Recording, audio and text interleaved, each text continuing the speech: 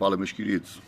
Vou contar aqui um papo que eu tive com um paciente meu esses dias, onde eu falei para ele que eu estava fazendo aproximadamente 2 refeições por dia, 3. Eventualmente eu fazia a 4ª refeição e que a primeira refeição do dia geralmente está girando em torno ali de 3 a 5 horas da tarde.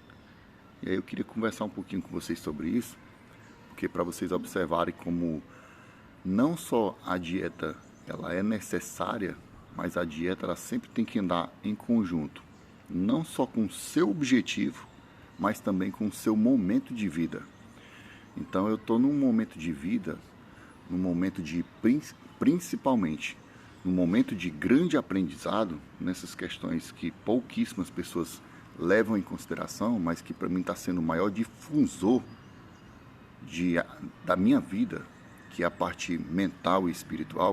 Por isso que eu optei instintivamente, porque essa é uma das questões sensacionais que eu tenho vivenciado e aprendido com a espiritualidade, que existe momento para cada coisa. Existe momento que vai doer, existe momento que você vai ficar feliz, existe momento em que você só vai ficar calado e existem momentos que você vai falar ou passar o seu conhecimento adiante. Por isso que ultimamente eu tenho falado pouquíssimo aqui, porque é o momento de aprender. E aí agora eu começo a observar que eu já começo a ter insights e passar isso para vocês de maneira muito sutil, porque não é todas as pessoas que recebem isso bem, ou acreditam, ou respeitando isso, elas não estão no momento certo para receber tais informações.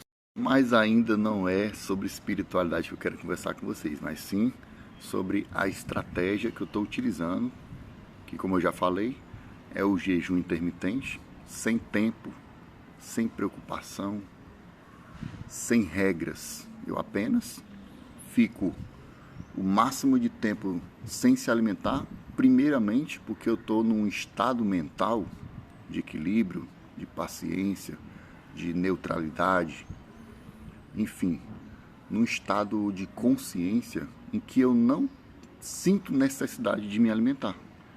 Definitivamente eu não sinto fome por, às vezes, muitas vezes, 20 horas.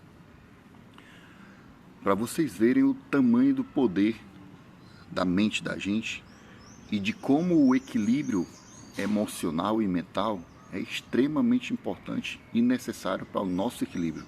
E aí onde entra a estratégia e o que eu quero para a minha vida, o que eu quero para a minha saúde e o que eu quero para o meu físico, que são 3 coisas totalmente diferentes. Então eu tento buscar um equilíbrio entre essas 3 áreas. Então, de ordem do mais importante para o menos importante é a minha consciência, o meu momento espiritual, o meu aprendizado. Em segundo, a minha vida, como eu estou me relacionando com as pessoas, como eu estou socialmente, como eu estou me ligando a outras pessoas, e enfim, em geral. E por último, vem a questão do meu físico, o quanto o meu físico é importante para mim hoje.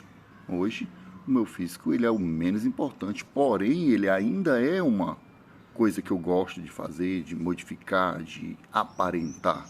Gosto de me sentir atlético, ou melhor, eu gosto de me enxergar atlético, com um corpo diferenciado. Eu gosto de levantar peso, eu gosto de ter disposição, de ter força, enfim.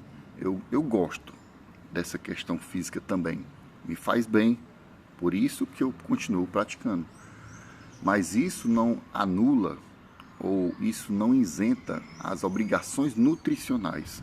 Então, por mais que eu não sinta fome, eu organizo a minha dieta para fazer a mesma ingestão que eu faria se alimentando normalmente, sem precisar do jejum.